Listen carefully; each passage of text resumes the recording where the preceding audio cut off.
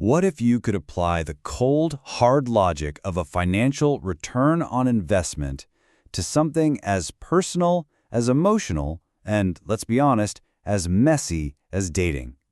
It's a pretty wild question, and today we're going to dive into one author's attempt to answer it with nothing but numbers. Okay, so here's how we're going to break this all down. First, we'll frame the basic economic question. Then, we'll unpack the author's specific ROI model. We're going to look at how he calculates the return and then how he calculates the cost before we get to the book's, well, let's just say controversial final verdict. So the whole premise for this explainer comes from a book by Aaron Clarey called The Book of Numbers. And it asks a really simple but kind of jarring question. Can the whole pursuit of women be put under a microscope and subjected to a cost-benefit analysis, just like you would with a stock or a business venture? And, the author really doesn't mince words about how important he thinks this is. This quote right here shows you the stakes he's setting. He's basically framing this not just as an interesting idea, but as an absolutely essential, maybe even life-altering calculation for men. All right, so how do you actually build an ROI model for this? Well, like any good analysis, you have to start by defining your terms. This next part is all about breaking down the key variables he uses to build his entire argument from the ground up. Now, this is really interesting, because the first thing to define is the goal, right? The return. And for this model, it is incredibly specific. It's not about how many dates you go on. It's not about casual relationships. The one and only acceptable profit here is a lifelong, happy, traditional marriage. That's it. And on the other side of that equation, you have the investment, the cost. And this is defined super broadly. The book makes the point that it's not just the cash you spend on dinners or drinks. No, it's the total sum of a man's life resources. We're talking financial, we're talking time, and we're talking emotional energy, all poured into this one pursuit. So here's the crucial thing. The entire, and I mean entire analysis boils down to the simple, classic financial formula that you've probably seen 100 times. It's the return divided by the investment. The chances of that lifelong happy marriage divided by the total cost of trying to get there. So how in the world do you quantify the return side of that? Well, the author tries to calculate the actual statistical probability of a single dating event leading to his very specific definition of success. And the way he does it is through a series of statistical filters. The very first step in this model is to figure out the supply, what he calls the percentage of marriageable women. To get this number, he creates a list of factors that, in his view, disqualify someone from being a candidate for that successful outcome. He calls them deal breakers. And this table right here shows you his method in action. He pulls statistics from a bunch of different sources to create these 8 deal breakers. These are traits that, from his perspective, make a happy, lifelong marriage an impossibility. You can see them all on the left. It's everything from physical and financial things to political beliefs.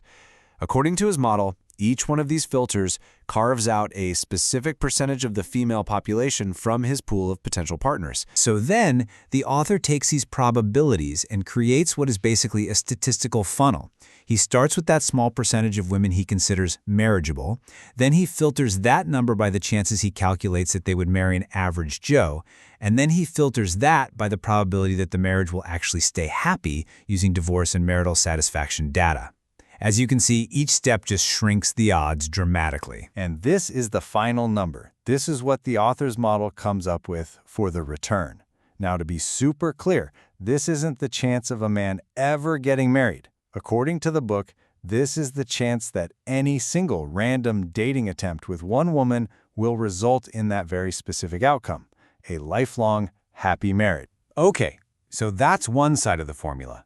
Now let's talk about the other side. The investment.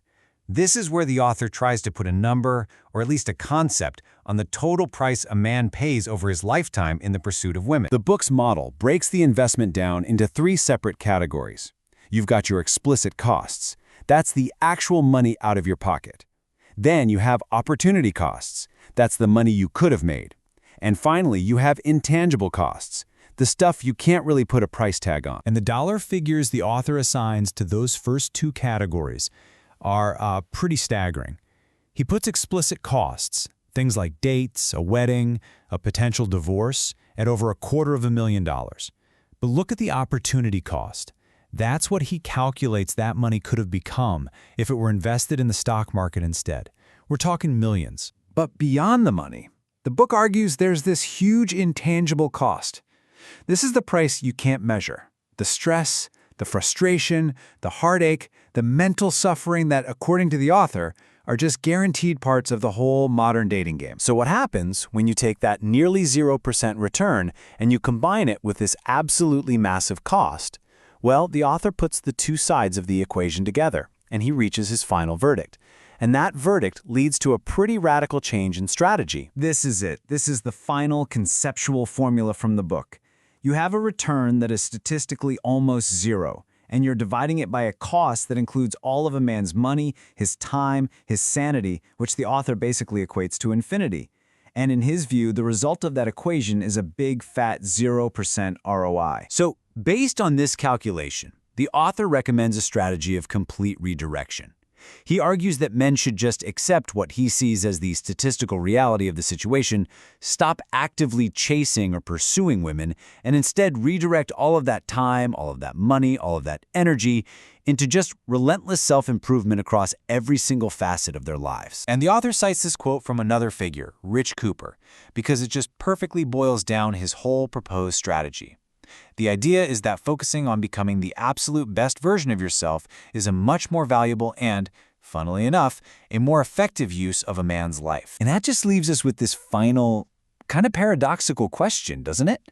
By abandoning the direct pursuit to instead chase excellence, the book argues that a man ironically becomes more attractive anyway. So, according to this model, is the best way to win the game to simply stop playing it altogether?